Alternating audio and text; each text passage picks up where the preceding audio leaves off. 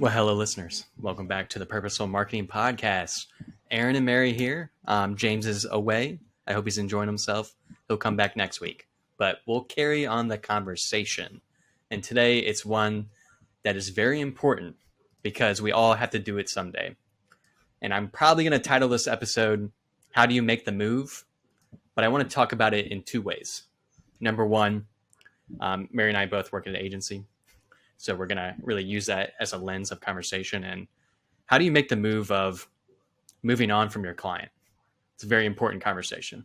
And then number two, Mary and I kind of want to speak more about how should you make the move in your career? When do you know it's time to level up or enough is enough or whatever decision you need to make, but you just know you need to ask that question. We're going to talk you through that. So to start with first, because this is one that happens in agencies a lot, is you work with the client for a while and maybe holistically the agency have changed some things, right? Maybe it's people, maybe it's service offering, maybe it's a narrative, maybe it's their ICP. And that client you were just working with, it's time to move on. So Mary, I'll kind of just throw it over to you. Like, what are the things you look for with this conversation? What would help you make that decision to make the move on from a client? Yeah, great question. So you mentioned some really good key points there on what would prompt someone to even want to have that conversation. Like, why would I even want to break up with a client, right? Maybe we have new people, we have new processes, we have a new narrative. That's a huge one, a new way of doing things, or a new ICP. So I think the first thing is, if you're with a really good marketing agency, they're going to be communicative with you throughout that process. So they're going to say, hey, just so you know, this is happening, blah, blah, blah.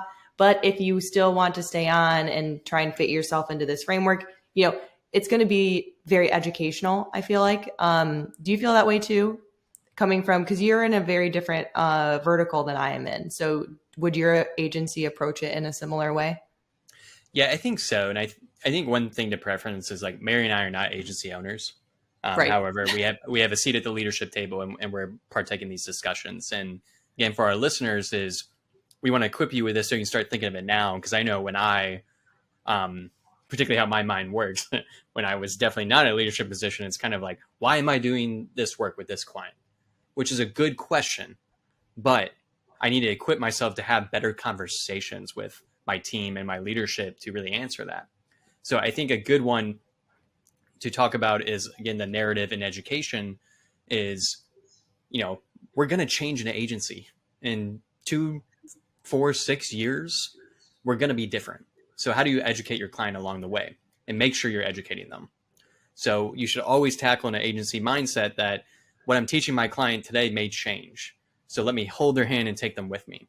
Now, sometimes they don't want to, right? And I think this will be the other scenario that I'll present, and then Mary can speak about it, is, what if a client is stuck in the service offering? What if they just want you to be a vendor? What if they just want these type of services? How should you think about that? What do you deal with as a marketer? I'll just throw it to you. Yeah, so we've had a couple instances where this has caused us to, quote unquote, break up with a client. And we were very service oriented in a lot of ways. And then once we started shifting our narrative, shifting the way that we built and executed marketing plans for clients, we would try and find suitable alternatives. So work with the client to find a vendor. Oh, we don't do that, but we'll help you find someone. Okay, we don't do that, but we'll help you find someone. And then once it gets, usually that suffices. And then if they still want someone who's going to be more of like a project manager or a vendor relationship manager, it makes it easier for them to just kind of leave on their own. And if they don't, then it becomes that harder conversation of, we can't keep doing this. So we can't keep being this role for you. And that's when you can kind of start to initiate that breakup conversation. I think another like red flag for maybe a vendor or like looking at a vendor is you start to disagree on philosophy or reporting metrics, stuff like that. So there's various red flags along the way as you're trying to, as you said, hold someone's hand. So if someone's holding their hand and they want to go along with you, those conversations become easier and easier. So you're doing a lot of more education up front. And then later they're kind of repeating your words back to you. And then all of a sudden it's like, okay, they've moved along. Now you've successfully transitioned a client from your old way to your new way. But along that way, if there's someone who's pulling back, you start to see them try and hang on to old metrics, hang on to old ways of doing things. And I think those are all flags in your mind where you can say, okay, maybe it's time to start having that conversation with my leadership team or with my customer success manager on moving on. Right. And again, I think what's important is this works also in-house too. And again, kind of the issues and challenges that Mary's bringing up is like you may face like an internal team. And I think something that's really important with the moving on conversation is like, putting your flag in the ground. Yeah, these are the things that I need to have happen. Here are my boundaries. Here are my guardrails. If we're going to use the word breaking up, let's talk about dating, right? It's like, here's my boundaries and here's what I can offer. As long as you're always transparent about that, I think that's the key, transparent. People will know. And then you'll know when to have that conversation, right? Because someone will say, that's great, you feel that way, Mary, but I don't. Can we do something else? And so I think that's really what I want us to take out of this is, again, we may not be making these decisions, but you can start to document this, start to think about it. It's like, how can I be more transparent about what we're trying to do from the service offering, what we're trying to do from the narrative, what I can actually provide for the client. I think a good example is, I'm sure Mary and I get asked to do SEO services all the time, right? We need backlinks, there's experts that do that. We're not them. Let's be transparent about that. I think if you start doing that more, then maybe that breakup conversation is not really a breakup conversation. It's more of like mutual agreement, like, let's move on. We found other people. So I think one other point I want to make is, again, from the strategy standpoint, is really identifying your ICP and being able to understand that and how that plays out in execution. So I'm going to throw that over to you, Mary. This is a very vague question for you, so kind of take this where you want. But, what does that mean to identify your ICP and then understand, like, when should I change who I'm working for from the agency side? Yeah, for sure. So I can talk, this kind of happened in a way for us.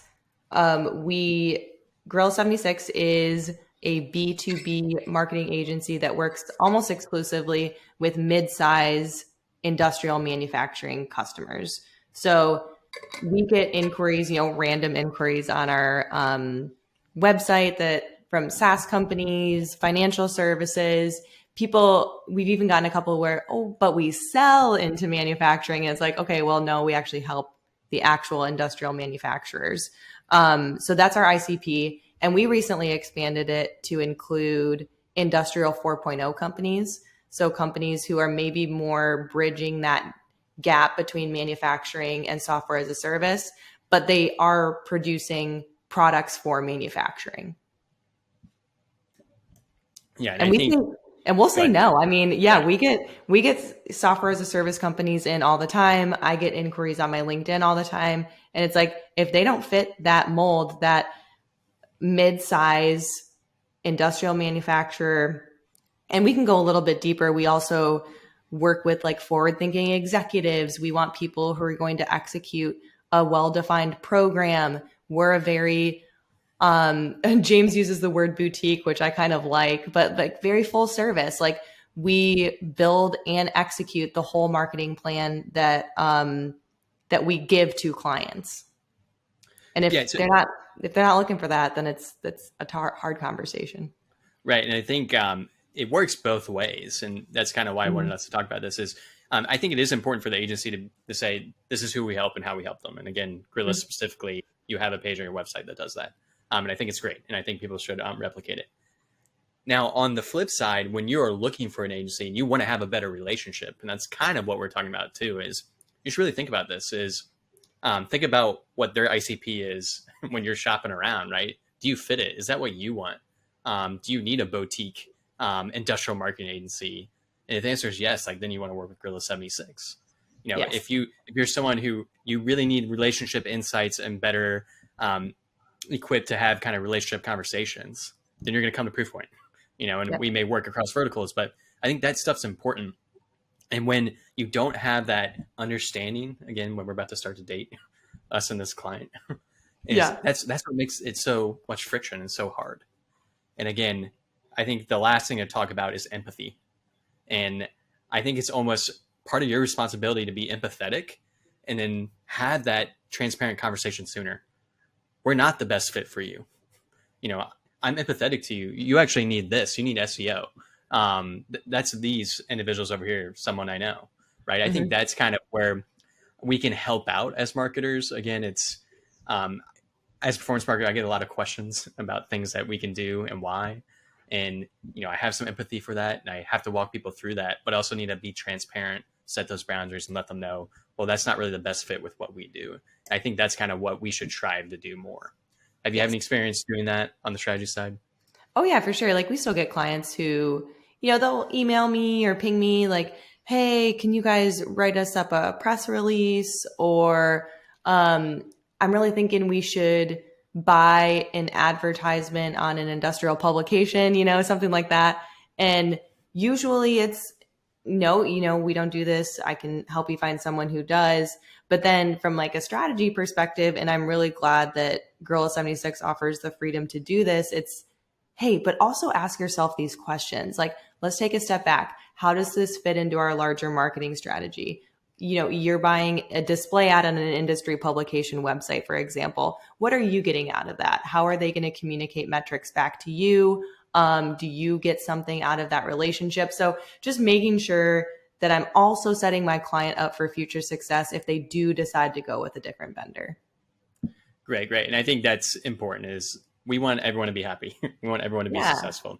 And I think if you need to make the move, kind of how we summed it up is you got to have your boundaries that you know and your client knows. You need to be transparent about it whenever you can. You need to tell people. You need to not let things happen. And then again, be empathetic. Again, we all want the same thing, which is us to all be happy. So you have to be transparent with your boundaries so people know. And I have that conversation, not get to the point of friction. I think that's a lot of experience probably for us who are maybe under leadership is just general everyday friction, like working with someone. It's like, because it's time to make the move. Now, to go to the second part here is we really want to talk about thinking about making the move in your career and when you should think about it. And I think you should do the same things. You should start with your boundaries, be transparent, be empathetic. As Mary and I were talking about before this call, I think a great exercise to do is when you're ready to make the move, think about your perfect move, right? Like, what is the perfect scenario? I need X, Y, and Z. Write them down. Once you know what they are, then you can be much more confident and comfortable with making that move. Because I think ideas are great, but they're more concrete on paper. And when they're more concrete, more tangible, they can actually happen. I know in my head, I get like that all the time. I'm like, this sounds great, man. And then, but I'm almost like not visioning it. So that's a scenario I'll offer you. You have any thoughts on that or like different ideas? Oh yeah, I think that you summed it up perfectly. So this is what happened to me, a year and a half ago when I was in-house marketing and really wanted to push some new ideas forward. I was at a manufacturing company, so demand gen is basically might as well be like an encyclopedia term in a different language because no one had any idea what it was or what it meant. And I was slowly pushing it like, hey, we just need to develop our positioning, create content, put content out into the world. So just trying to really break it down and simplify it for my leadership team so I could get, some semblance of their buy-in or an appetite for a program like this. And there was very little appetite, which is totally fine. Their go-to-market motion was something that they wanted to stick with, and I just didn't believe in it anymore. So my goal, Aaron just talked about writing down your perfect scenario, and I had been following Gorilla forever. So my perfect scenario was, I've only been doing this corporate marketing thing for about, 4 or 5 months. Let's get some more experience under my belt. Let's mark that I have at least a year, and then I'm just going to blast Gorilla 76 and ask to work there.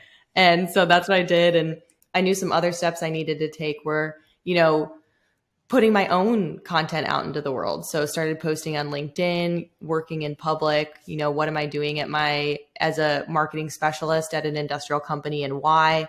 And then it just so happened someone at Gorilla 76 found me anyways and asked me to work there. So there is a magic that happens when you follow the process Aaron just described, where you just kind of, what's your perfect scenario? What do you want to do? How would you create your perfect work situation? Yeah, and I think another part of this question is sometimes it's hard to answer it, and I know have faced that too. Is if you ask me like, what do I want to do in 5 years? What position I want? I have no idea. But I think if you go through this activity, maybe things that you start finding in your perfect scenario, like one for me is like, I need a creative outlet. So I have a podcast with my friends, right? And as we're doing this, it's like we're getting better at stuff. We're getting better at making a podcast, producing it, creating a story, telling a narrative. And I don't know where that will take me, right?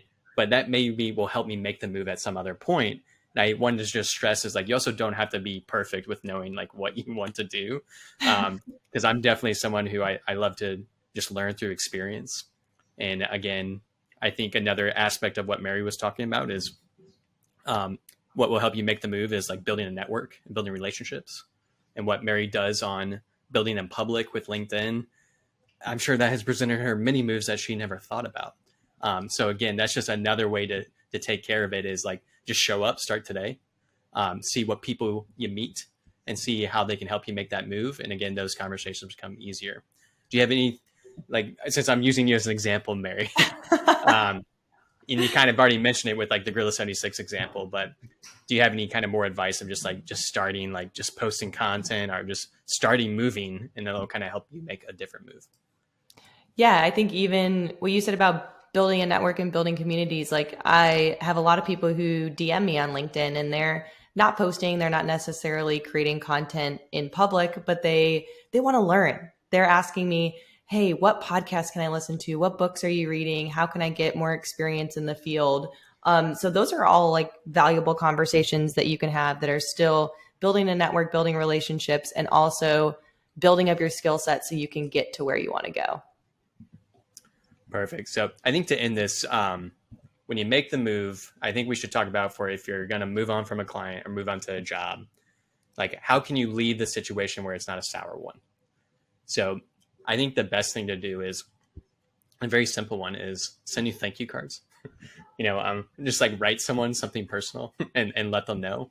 Again, I would stress is specifically in your own job, like you don't owe anyone anything. This is more philosophical here is, again, people want to help you succeed, but kind of how you may have heard, like your work's not your family. You don't owe them in that way. So you should never leave the situation sour like that, right? Is again, if you don't owe anyone anything, then you don't have to have the kind of that really like, kind of intense transaction. It's more of just like giving graciousness, I think is something we should all practice, right? Is I was so thankful for this opportunity. Like, thank you. Again, working with clients that can sometimes, let's use the word frustrating. Those are also great experiences to learn. You can send that client a thank you card and maybe you word it a little differently, but it's like simply, thank you so much for this experience. I'm happy that you moved on. We found a different partner that's better for your fit and what you need. But I really appreciate it. So again, I'm certainly someone, I like to give graciousness, but do you have any just other ideas, thoughts? Like if you need to make the move, how do you make it less sour for everyone?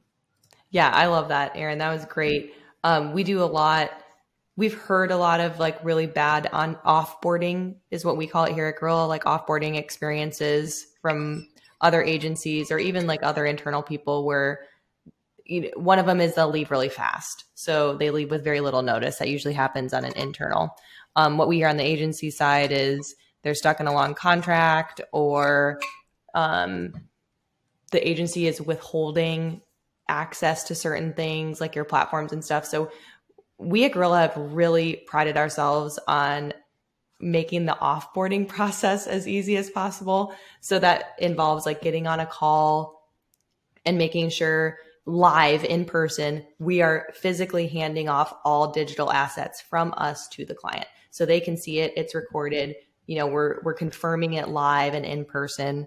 Another way that we do it is we hold ask me anything calls. So 1 or 2 calls where it's like, anything that you want to know, how can I help you? We'll even bring in the new agency so the agency can ask us questions. We don't want to make the transition any more difficult than it has to be. In fact, we want to make it surprisingly easy. Like, going back to HubSpot's model of like, what is it? Attract, convert, and delight or something like that. Mm-hmm. So we want to keep delighting people even when they're leaving us, We want to make sure they feel special still.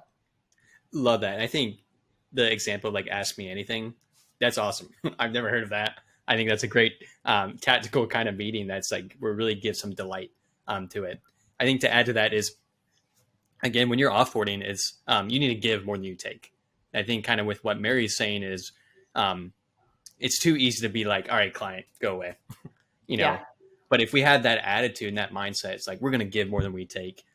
That's going to transition through everything you do at your workplace, you know. And I think that's a line that someone else has said is like kindness is the best business strategy. Like totally believe that. Yeah, I think that's with your offboarding. If you can just keep that mindset is like, again, it's fine if this isn't the right relationship. It's fine if this isn't the right move. To sum up this episode, like that's fine, right? But again, if we have transparency, boundaries, empathy, and kindness, we can date anyone, right? Yep, definitely. Okay. Any final thoughts, Mary? Just this was more of a fun episode. Yeah, I love this one. This was great. Cool. Okay, listeners. So yeah, this one was a little pie in the sky, but we have some tactical episodes that Kevin and I are doing on performance marketing. Again, we're inviting guests on to bring subject matter experts so they can talk about their expertise and we can ask them some great purposeful questions. Again, we'll probably start doing some more kind of strategy questions throughout the year as Mary and I start testing new things. We want to kind of bring that to the table and talk about that. And again, if you have anything controversial, any big question, throw them at hot takes, throw them at us. Those are always the most fun to talk about. And you can always do that by DMing every one of us, Aaron, Mary, and James. You can send us an email at the Purposeful Marketing email that's on the show notes. Again, you can find this podcast on Apple, Spotify, Google, get them all the episodes on YouTube. You will have it at your disposal anywhere in the digital space. Okay, everyone. So enjoy yourself. Give us some feedback, and I appreciate you.